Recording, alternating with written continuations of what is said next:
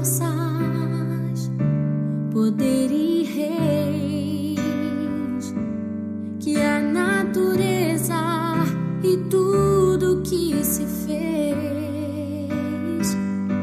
bem mais que tudo criado por tuas mãos. Deus, tu és o início, meio e fim, bem mais que os mares, bem mais que o sol e as maravilhas que o mundo conheceu, as riquezas, tesouros dessa terra, incomparável és pra mim. Por amor, sua vida entregou, meu Senhor. Humilhado foi como a flor machucada no jardim, morreu por mim, pensou em mim, me amou.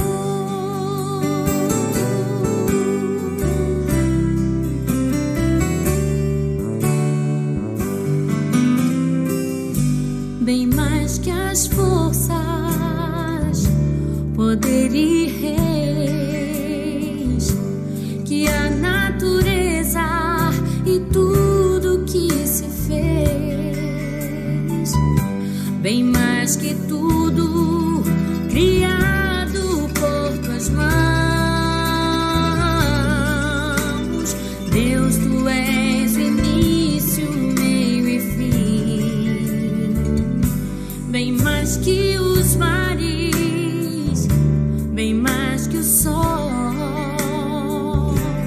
e as maravilhas que o mundo conheceu, e as riquezas, tesouros desta terra, incomparável és pra mim. Por amor, sua vida entregou, meu Senhor. Humilhado foi como a flor machucada no jardim,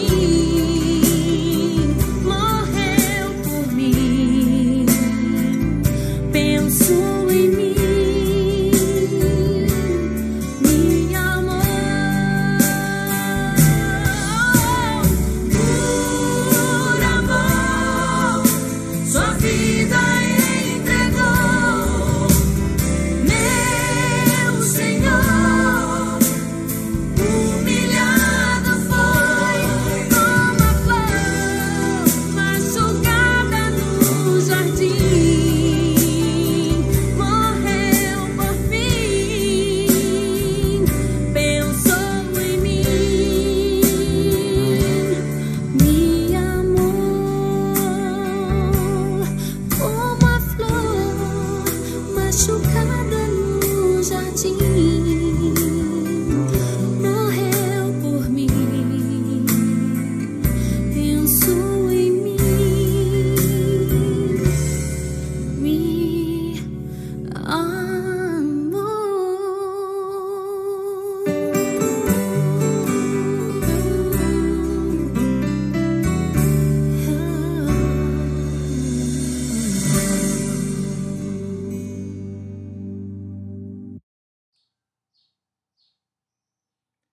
Muito boa noite, meu irmão, minha irmã, graça e paz.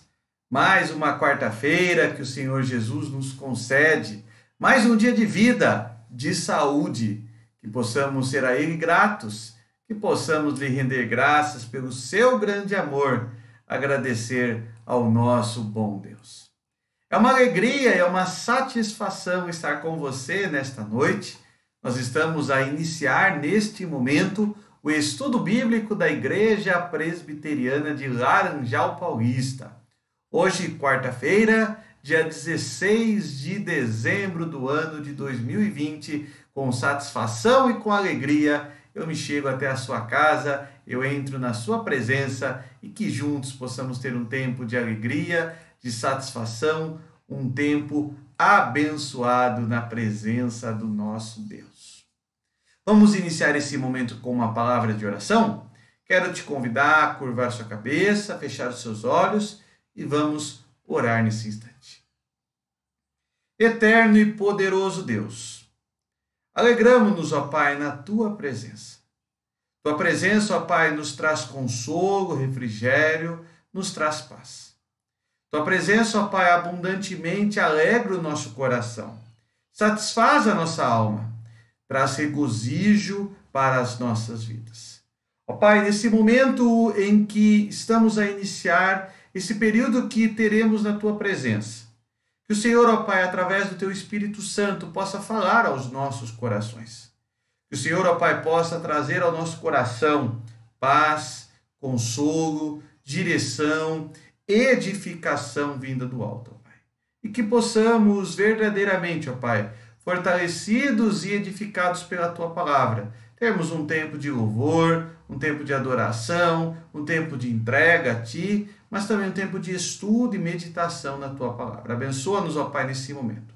Abençoa cada irmão, cada irmã que está acompanhando esta mensagem no seu lar, na sua casa. Que esse momento, ó Pai, possa ser um momento de bênçãos, um momento singular, um momento único para a vida de cada um deles, ó Pai, para a vida de todos nós. É isso que nós oramos, é isso que nós agradecemos em nome de Cristo. Amém e amém. Louvado seja nosso bom Deus. Nós vamos continuar aqui o nosso trabalho nesta noite, né? E nós vamos cantar ao Senhor um hino nesse momento. Dentro desse mês de dezembro, nós temos louvado ao Senhor com canções, com hinos natalinos, e nós vamos cantar nesse momento um hino intitulado Louvor Angelical. Nosso cenário é o hino de número 240. Vamos juntos louvar ao Senhor, cantando com alegria, com regozijo esta bela canção.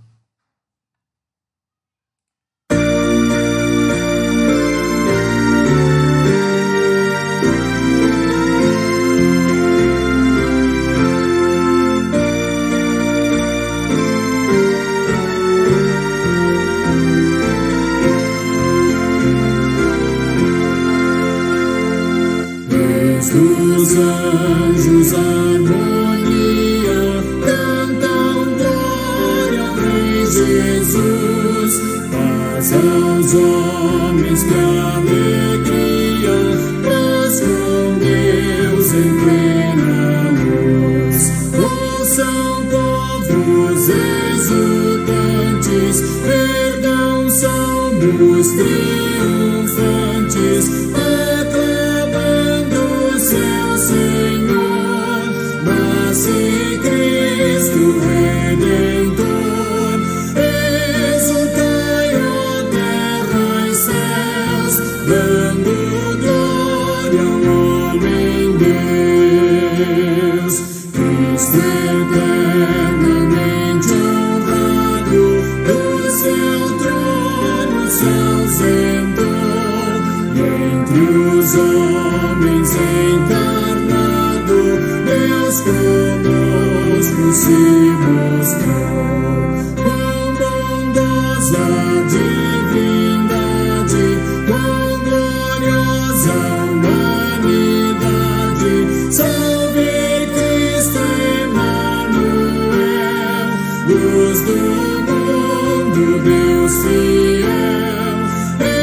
Exultai, ó terra e céus, dando glória ao homem Deus.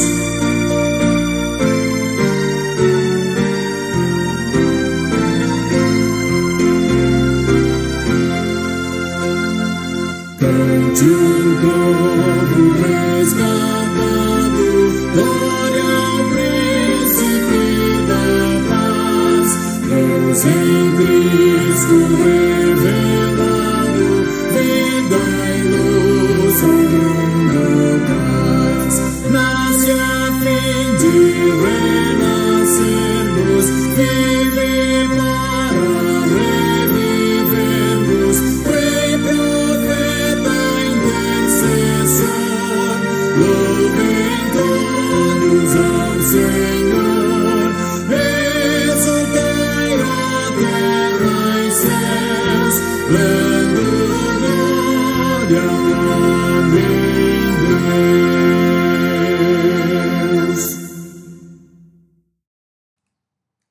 Como é bom podermos louvar ao Senhor com belas canções natalinas, como alegra o nosso coração e traz regozijo à nossa alma.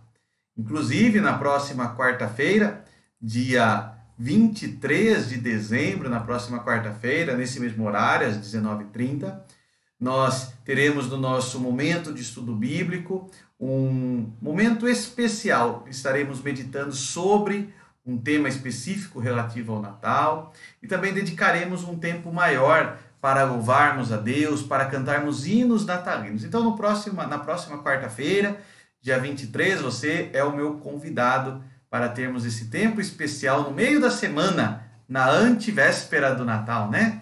É claro que o nosso culto de Natal, o culto especial de Natal, será domingo, esse domingo na nossa igreja. Esse domingo, dia 20 de dezembro, teremos o nosso culto especial de Natal, mas teremos então na próxima quarta-feira também um momento especial para pensarmos a respeito desta importante data e deste importante evento da história para todos nós. Que Deus assim nos abençoe. Meu irmão, minha irmã, nosso tema de meditação na palavra de Deus nesta noite é a respeito da igreja, o povo de Deus. Nós temos estudado já há vários meses, aí entrando quase 6 meses, temos estudado sobre temas doutrinários extraídos da nossa confissão de fé, a chamada Confissão de Fé de Westminster. E temos procurado compreender alguns aspectos desse texto doutrinário à luz da palavra de Deus. Conhecer um pouco mais da nossa doutrina para que possamos viver para a honra e para a glória de Deus. E pela nossa sequência, esse é o 25º estudo que nós estamos fazendo dentro da Confissão de Fé de Westminster. Estamos meditando cada quarta-feira em um dos seus capítulos e hoje estamos no capítulo 25, que fala sobre a igreja, o povo de Deus. O que é a igreja? O que é a igreja? Parece uma pergunta tão simples, mas ao mesmo tempo veja a dificuldade de defini-la. O que é a igreja? É o povo de Deus, mas o que é o povo de Deus? Veja a complexidade da pergunta. Será que existe salvação fora da igreja? A salvação ela está limitada à igreja? Apenas dentro da igreja há salvação? Ou existe salvação fora da igreja? O cristão verdadeiro, ele pode viver afastado da igreja e mesmo assim não negar a sua fé? Eu não estou falando se ele pode ficar um período afastado da igreja. Estou perguntando se ele consegue viver fora da igreja sem negar a sua fé. E aquela crítica muito contumaz que é feita com relação à igreja, a igreja é uma invenção humana ou um projeto de Deus? Então esses são alguns dos tópicos que eu gostaria que nós pensássemos rapidamente nesta noite. Então falaremos sobre a igreja. Mas o que é a igreja? O que é a igreja, o povo de Deus? O que é essa instituição que existe sobre a terra? Eu separei para a nossa meditação, nosso estudo dessa noite, 5 textos bíblicos. 5 textos bíblicos e cada um deles nos traz algum aspecto a respeito da identidade da igreja. A identidade, o seu modo de agir, a sua existência, seus aspectos momentâneos, aspectos futuros, a sua história. Então são 5 textos bíblicos, todos eles neotestamentários, todos eles do Novo Testamento, e que nos trazem importantes contribuições para compreendermos a respeito deste tema, a igreja, o povo de Deus. Então nós vamos começar com um texto da carta de Paulo aos Efésios, Efésios capítulo 2. Nós vamos ler o verso 19 a 22. A carta de Paulo aos Efésios é conhecido como a carta eclesiológica. O que isso quer dizer? É a carta do Novo Testamento que mais fala sobre o tema igreja. Não é à toa que o apóstolo Paulo, ao redigir esta carta, ele fez desta carta uma espécie de uma circular, vamos dizer assim. Ele enviou essa carta não a uma igreja, apenas a igreja de Éfeso, mas enviou a igreja de Éfeso e recomendou que essa carta, melhor dizendo, fosse distribuída ou retransmitida para outras igrejas, principalmente por causa desse tema, ao falar muito sobre o que é a igreja. Se você ler com cuidado, você vai ver que o capítulo 1 vai falar sobre a salvação, a base da igreja, o surgimento da igreja. Afinal de contas, a igreja é formada pelos salvos. A salvação é o início da igreja. O capítulo 2 vai falar sobre a grande transformação que existe em nós a partir do momento em que somos transformados em povo de Deus, em igreja do Senhor. E no capítulo 2, nós vemos alguns aspectos sobre a presença da igreja sobre a terra. Capítulo 2, verso 19 a 22. Se você encontrou na sua Bíblia, convido você a acompanhar a leitura, senão você pode ler aqui no visor, vai estar aparecendo para você. Assim, já não sois estrangeiros e peregrinos, mas concidadãos dos santos, e sois da família de Deus, edificados sobre o fundamento dos apóstolos e profetas, sendo ele mesmo o Cristo Jesus a pedra angular, no qual todo edifício bem ajustado cresce, para santuário dedicado ao Senhor, no qual também vós, juntamente, estáis sendo edificados para a habitação de Deus no Espírito. A igreja sobre a face da terra. A igreja ela é formada daqueles que outrora eram considerados como estrangeiros e peregrinos. Aqueles que não tinham valor. Esses foram transformados em filhos de Deus, família de Deus, e estão edificados sobre um fundamento. E o fundamento é a mensagem dos profetas que anunciaram o Messias e dos apóstolos que interpretaram a respeito do Messias, Cristo Jesus. O fundamento da igreja é Cristo. Então a igreja, ela é o quê? Ela é a reunião daqueles que creem em Deus. Daqueles que creram no passado, daqueles que creem no presente e daqueles que crerão no futuro. A igreja ela é comparada a um edifício bem ajustado, porque ela é moldada, aperfeiçoada pelo Senhor. Porque a igreja não é uma invenção humana, mas ela é um projeto de Deus. Um projeto para a edificação do corpo de Cristo. Somos, portanto, como igreja, um grupo de irmãos e irmãs que creem no nosso Senhor Jesus Cristo, do passado, do presente e ainda daqueles que virão no futuro.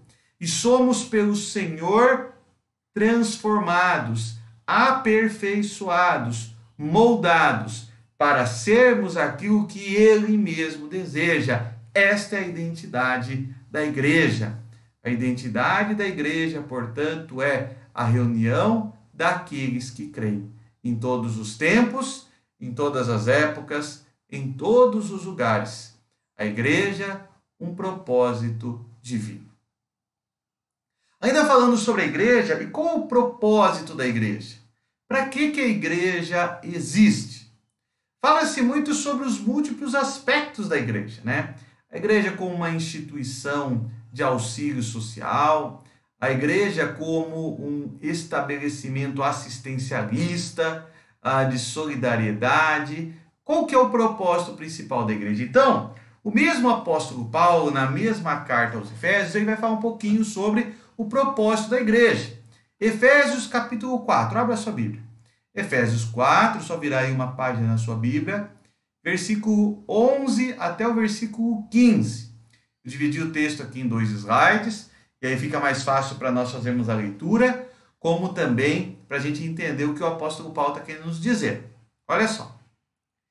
E ele mesmo concedeu uns para apóstolos, outros para profetas, outros para evangelistas e outros para pastores e mestres, com vistas ao aperfeiçoamento dos santos, para o desempenho do seu serviço, para a edificação do corpo de Cristo, até que todos cheguemos à unidade da fé e do pleno conhecimento do Filho de Deus, à plena varonilidade, à medida da estatura da plenitude de Cristo, para que não sejamos como meninos, agitados de um lado para o outro, e levados ao redor por todo vento de doutrina, pela artimanha dos homens, pela astúcia com que induzem ao erro, mas seguindo a verdade, em amor, cresçamos em tudo naquele que é a cabeça,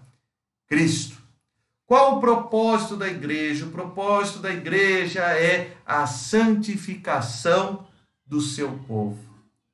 O propósito da igreja é que possamos servi-lo dentro dos dons, dentro das características que o Senhor mesmo deu a cada um de nós, e a partir desses dons, dessas características, possamos nos santificar uns aos outros, possamos seguir a verdade e crescer em Cristo Jesus. O mundo, ele busca negar a história, a essência da igreja. O mundo, pela astúcia dos homens, a astúcia do inimigo, busca nos induzir ao erro, nos levar de um lado para o outro como meninos agitados pelo vento.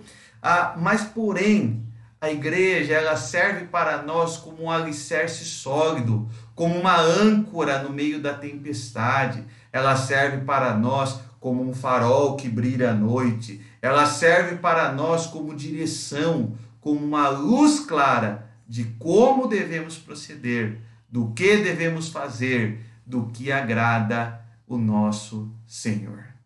A igreja, portanto, tem um propósito, e o propósito da igreja é o fortalecimento espiritual do seu povo, é a santificação do povo de Deus. Mas ainda falando sobre a igreja, nós falamos que a igreja é a união de todos os que creem. A igreja foi fundada por Cristo. A igreja tem como propósito principal a santificação do seu povo, o seu povo servindo a Deus e crescendo em amor, em graça, em bondade. Mas ainda falando sobre a igreja, qual é o projeto de Deus para a igreja? E é interessante vermos que o projeto de Deus para a igreja é um projeto de amor comunitário. O projeto de Deus para a igreja, se o propósito dele é o nosso mútuo crescimento, isso deve existir em um ambiente de amor, um ambiente de graça, um ambiente de verdade, um ambiente de bondade. Atos, abra sua Bíblia, Atos, capítulo 2, verso 46 a 47. Apenas esses dois versículos. Atos 2, verso 46 e 47. A igreja é a reunião dos que creem. Um propósito de Deus. A igreja existe para a santificação, para crescimento em amor do povo de Deus. Mas como a igreja deve ser? Como a igreja deve existir? Podemos assim dizer que o modus operandi, vamos dizer assim, né? O modo de existência da igreja deve ser o amor. Vamos ler o texto bíblico? Atos 2, 46 a 47. Diz assim: E diariamente perseveravam unânimes no templo. Partiam pão de casa em casa e tomavam as suas refeições com alegria e singeleza de coração, louvando a Deus e contando com a simpatia de todo o povo. Enquanto isso, acrescentava-lhes o Senhor dia a dia os que iam sendo salvos. Como a igreja deve existir? A partir do amor comunitário. Se a igreja é a comunidade dos que creem, um projeto de Deus. Se a igreja existe para mútua santificação, mútuo crescimento, como que isso vai acontecer? A coletividade do povo de Deus. Isso vai acontecer a partir da coletividade daqueles que creem. E esses que creem, eles devem viver esse amor comunitário. É interessante a expressão que que Lucas utiliza nesse versículo. Ele fala que todos estavam tomados pela alegria, pela singeleza de coração e louvavam a Deus. E isso era transformador na vida daquela comunidade. A igreja é a comunidade dos que creem. Comunidade dos que creem que se reúnem para mútua santificação, para mútuo crescimento e que vivem uma vida de amor. E isso nos faz pensar também quanto à necessidade da igreja. Não há como cristão sincero viver uma vida distante da igreja. Eu não estou falando da religião, eu estou falando da igreja como povo de Deus. A igreja, ela se torna necessária ao cristão porque ela é a agência que Deus deixou na terra para nosso mútuo crescimento. A igreja, ela não é uma instituição criada por homens. Ela faz parte de um projeto de Deus, um projeto que arrebanha, que reúne todos os que creem. E esses os que creem, uma vez salvos, alcançados como igreja, passam a mutuamente servir uns aos outros, visando o crescimento, visando a santificação, e assim, vivendo em amor, continuam nessa caminhada, servindo e seguindo a Jesus Cristo. E exatamente a centralidade de Cristo é o próximo tópico que eu quero abordar aqui.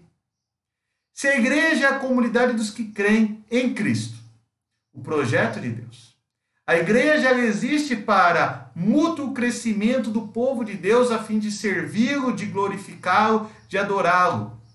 A igreja deve ser uma expressão do amor de Deus entre os homens. Qual é o centro da igreja? O centro da igreja é Cristo. Colossenses, voltemos para as cartas de Paulo. Colossenses capítulo 1, versículo 18 a 20. O texto bíblico diz assim, Colossenses 1, 18 a 20. Ele é a cabeça do corpo da igreja.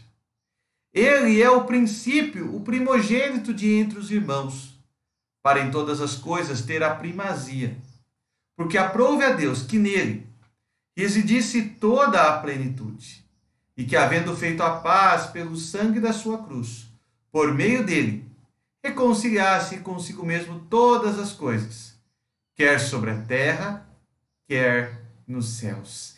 Ele é o cabeça, ele é o princípio, tudo existe para ele, tudo o que há para ele. Nele todas as coisas foram reconciliadas. A igreja existe para Cristo.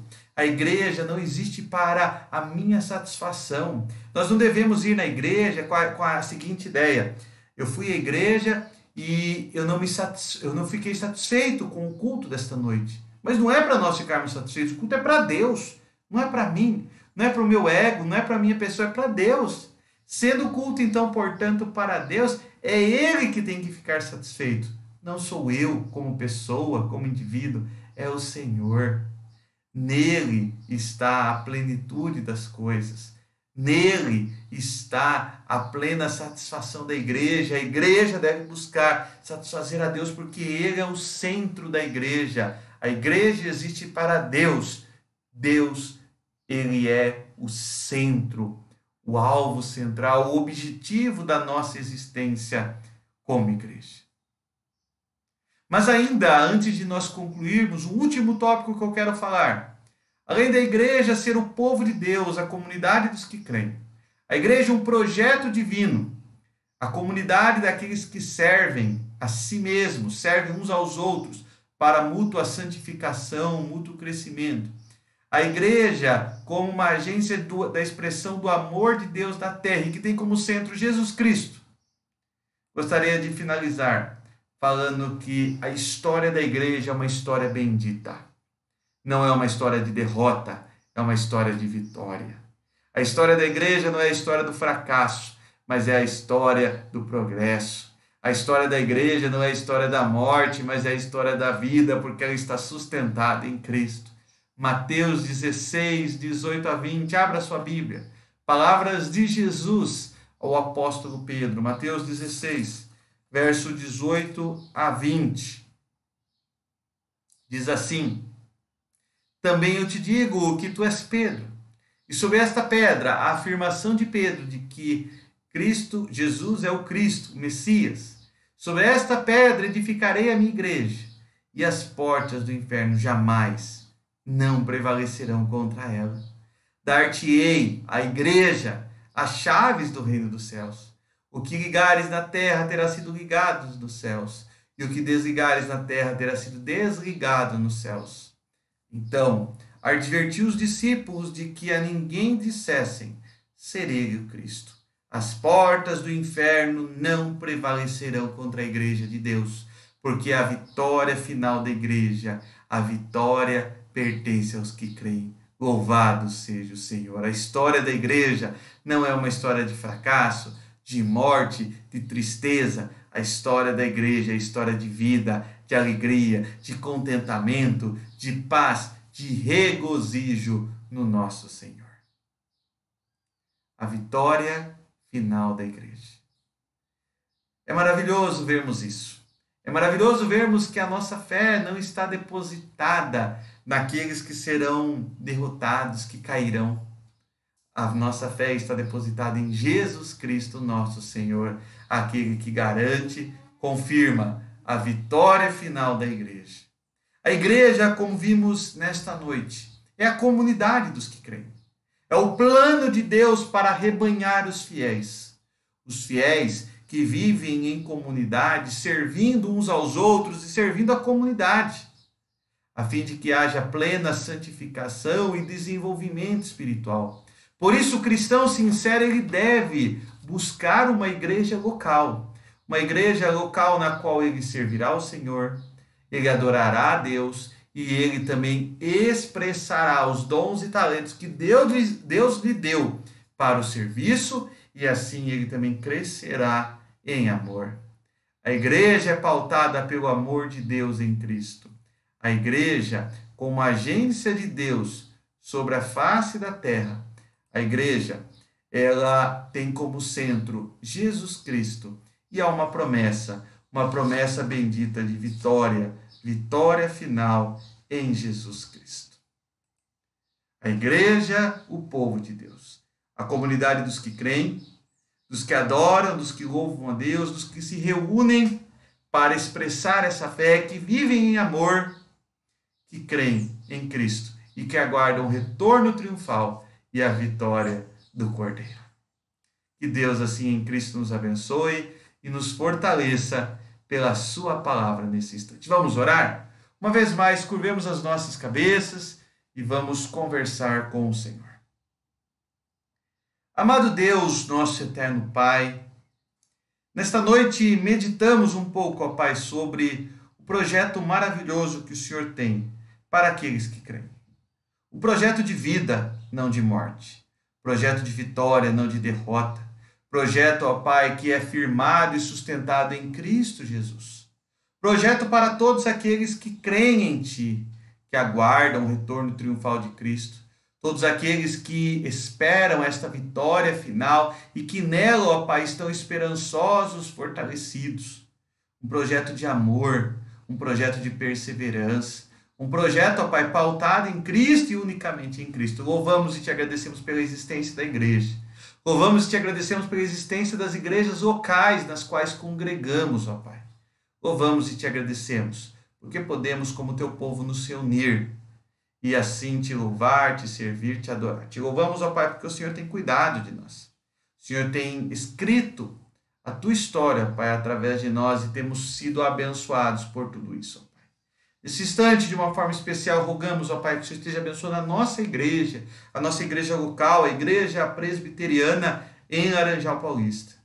Mas também, ó Pai, abençoando todas as igrejas fiéis, sinceras, que temem ao Senhor e que seguem a Tua palavra, Pai. Que possamos ser sempre abençoados, alcançados e guardados pelo Teu amor, pela Tua graça, pela Tua verdade. Abençoa, Pai, cada irmão, cada irmã que está acompanhando essa mensagem e que nosso coração possa ser alcançado, ó Pai, nesse instante como um solo propício, alcançado pela santa semente, e que possamos frutificar a 10, a 100, a 1000 por um, ó Pai, mediante o agir transformador da tua palavra. Em nome de Jesus, ó Pai, que nós louvamos, é que nós te agradecemos. Amém e amém. Louvado seja o nosso Senhor. Meu irmão, minha irmã, antes de nós encerrarmos, fica aí para você o convite, estar conosco neste domingo em nossa igreja, Igreja Presbiteriana de Laranjal Paulista, a partir das 18h30, onde estaremos todos juntos cultuando ao nosso Senhor, esse culto de domingo, culto especial temático do Natal. E também na próxima quarta-feira, dia 23, estaremos também juntos aqui, cantando hinos natalinos e refletindo ainda brevemente. Na próxima quarta nós vamos ter um tempo maior para os hinos de Natal e uma breve reflexão, uma brevíssima reflexão sobre a mensagem do Natal. Fica aí o convite para você, acompanhe-nos presencialmente em nossa igreja ou por aqui através da nossa fanpage, através do nosso canal no YouTube. Deus assim te abençoará.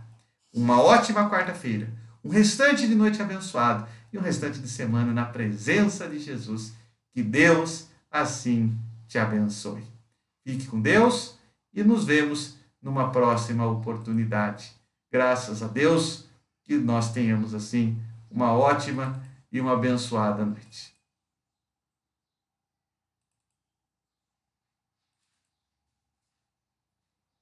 É tempo que Deus tem despertado e tem levantado homens e mulheres, jovens, crianças, para serem usados pelo Senhor Jesus nesse tempo, nessa geração.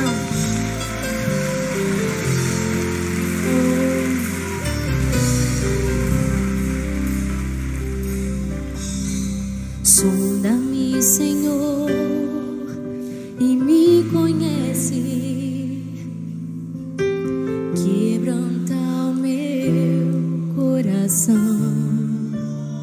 Oh, Jesus, transforma-me conforme a tua palavra e enche-me até que em mim se ache só a ti.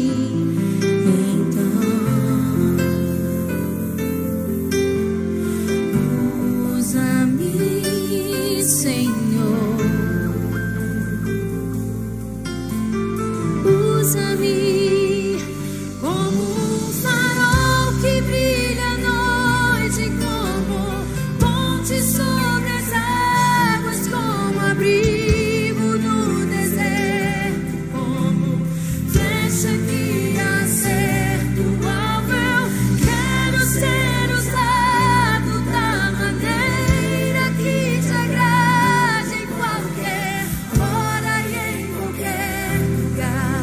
Eis aqui a minha vida, usa-me, Senhor, usa-me.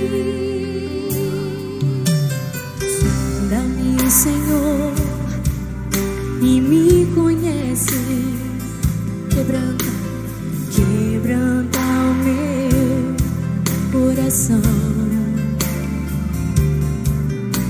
Transforma-me conforme a tua palavra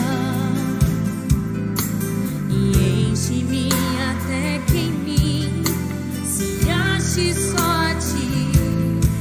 Então, usa-me, Senhor. Usa-me, Senhor. Usa-me.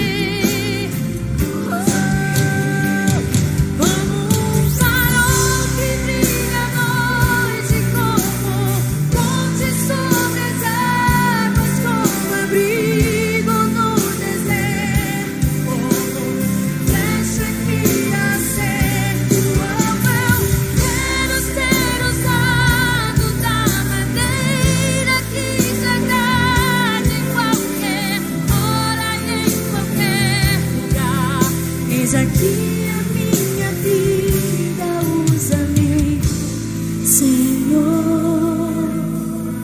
usa-me. Sonda-me, quebranta-me, transforma-me.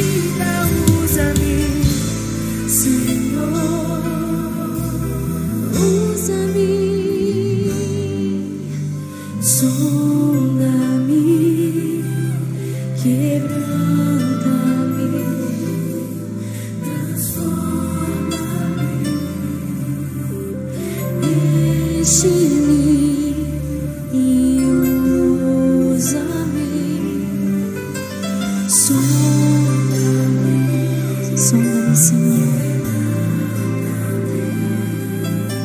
Transforma-me, enche-me e usa-me, Senhor.